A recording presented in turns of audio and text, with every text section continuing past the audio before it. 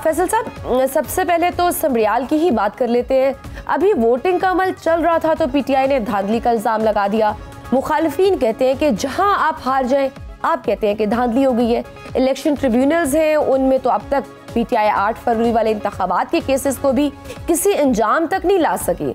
तो कल के नताइज भी देखें तो आधे से जायद वोटों का फर्क है नून लीग और पीटीआई के उम्मीदवार में। आप कैसे इस सब की वजाहत करेंगे?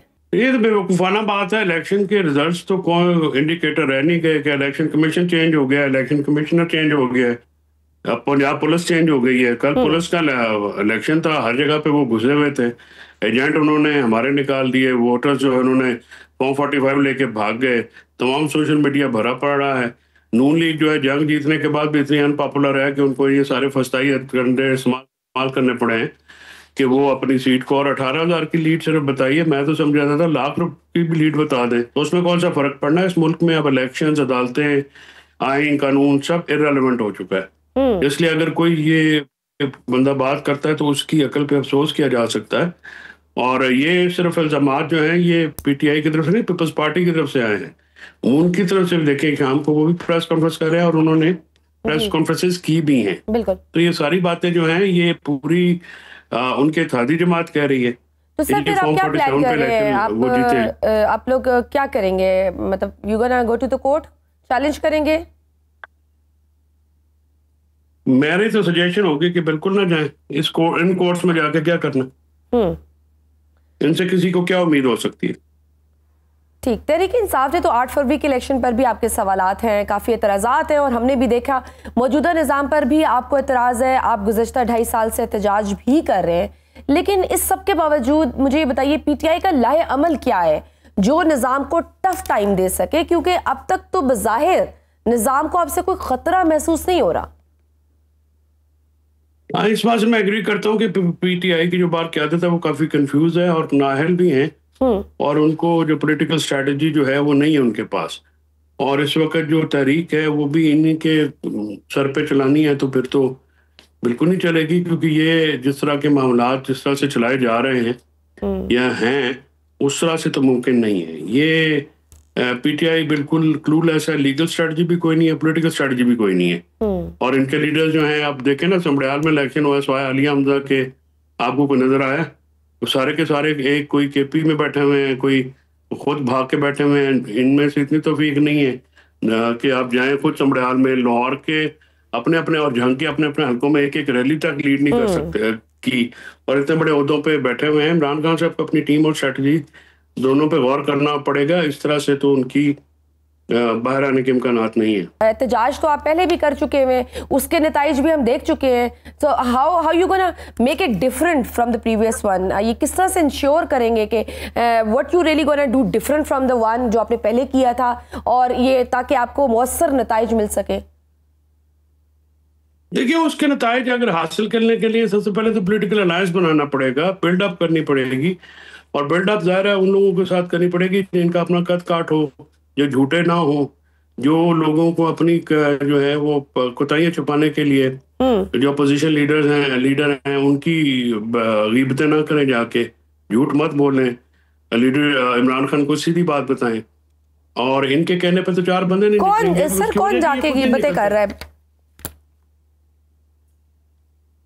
तो यहाँ पे जाके अगर आप खुद नहीं निकलेंगे, लीड फ्रॉम द फ्रंट नहीं करेंगे, तो ये तो नहीं हो सकता कि इनकलाब के लिए बंदे निकल आए और इनकलाब का तमगा आपको मिल जाए। उसके लिए तो ज़ाहिर है बहुत मार करनी पड़ती है, अरेस्ट होना या जो भी है। ये तो एक समड़ियाल के इलेक्शन में तो जा नहीं सके। तहरीक कौन चलाएगा पीटीआई की लीडरशिप में से?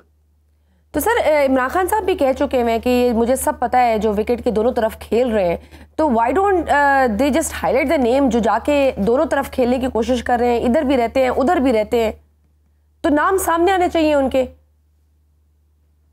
आने चाहिए, ज़ाहिर है क़यादत की तरफ इशारा है ना जी, वो वर्करों की तरफ तो इशारा नहीं है ना। जो वहाँ पे लीडर इस वक्त अपॉइंटेड हुए हैं उनका नाम लें, और अगर आपने जो विकेट के दोनों तरफ खेल रहे हैं उनको, बैरिस्टर गौर है, सलमान अकरम राजा है, अली मीन गंडापुर साहब हैं, काफी एतराज़ात थे, क्या उनकी तरफ इशारा है इमरान खान साहब का? उन्हीं की तरफ डेफिनेटली, जो लीडर हैं उन्हीं की तरफ है ना जी। वर्करों, हम जैसे वर्कर तो नहीं है ना उसमें शामिल।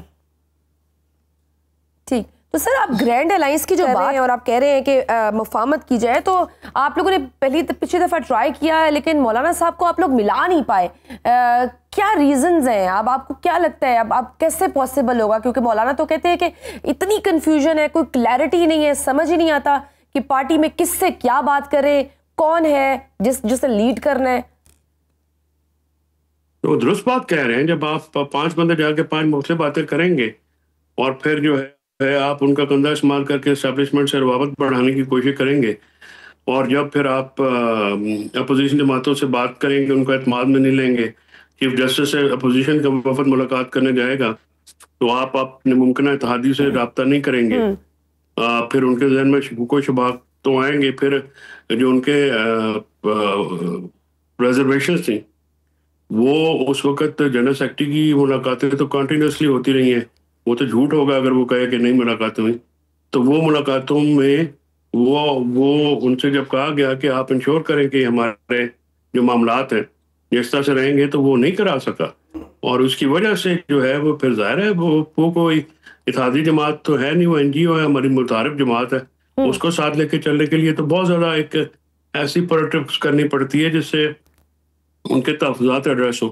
फिर ज़ाहिर हमारी पार्टी में भी कुछ ऐसे लोग हैं जिनका जैसे अली मीन वगैरह का लोकल पढ़ा था, तो उसमें अली मीन के स्पोक्स पर्सन जो हैं वो जाके और वो खुद भी बड़े सख्त बयान देते रहे, जिससे फिर ज़ाहिर आप मुखालफिन तो फिर आपको माफ़ी नहीं देते ना, और फिर इस वक्त ज़रूरत भी उनकी है। ये कहा गया कि नहीं जी हमें उनकी जरूरत नहीं है, हम ये नहीं कर तो सर अभी तो मौलाना फजल रहमान तो वो तो कह रहे हैं कि मैं तो खैबर पख्तूनख्वा में जो बेज़ाब्तगियां हो रही हैं उनके खिलाफ वो तो एहतजाज करने जा रहे हैं। तहरीक इंसाफ के लिए कितना परेशान कुन साबित होगा? मैन पावर तो जिनको, क्योंकि जिनको आपने तहरीक में शामिल करना था वो ही आपके खिलाफ तहरीक लेकर आ रहे हैं, आपके खिलाफ एहतजाज करने जा रहे हैं। तो इससे बड़ी सियासी नाअहली क्या हो सकती है जो बाहर टीम है कि वो लोग जो आपके साथ मिलकर चलना चाहते हैं आपने उनको मुखालिफ कर लिया। तो ये रियलाइजेशन है इमरान खान साहब को मौजूदा हालात की, वहां पर उनको बताया गया है कि what are the ground realities, बाहर क्या चल रहा है, जो वो इस दफा उन्होंने कहा है कि मैं दोबारा से एहतजाज की कॉल दे रहा हूं और हम मुख्तलिफ शहरों में टोलियों की शक्ल में हम एहतजाज करेंगे। How you gonna put the impact and pressure on a government then? जी मुझे नहीं लगता कि इस तरह से कोई प्रेशर बिल्डअप भी होगा या हो भी सकता है। कोई इवेंट अगर हो जाए बीच में तो अलग बात है, फिलहाल तो कोई ऐसी चीज नजर नहीं आती जिससे एस्टेब्लिशमेंट अंडर प्रेशर में हो या गवर्नमेंट को प्रेशर हो। इस वक्त तो PTI जो पार्टी है वो तो बिल्कुल irrelevant, day to day politics में इररिलेवेंट हो गई है। तो गलत गाइड किया जा रहा है इमरान खान साहब को? जी गलत गाइड किया जा रहा है इमरान खान साहब को जेल में बैठे हुए, सो दैट कि उन्हें रियलाइज हैंडीकैप है ना, वो तो जेल में है, उनको तो जेल में बाकायदा जो है वो इस तरह से समझ में आती है कि उनको रॉन्ग इन्फॉर्मेशन दे के उनसे ऐसी बातें करवाई जाती हैं जिससे जो है वो माता कशीदगी बढ़ती है और फिर उसके बेनिफिशियरीज हैं कुछ बाहर आके भी वो बातें करते हैं।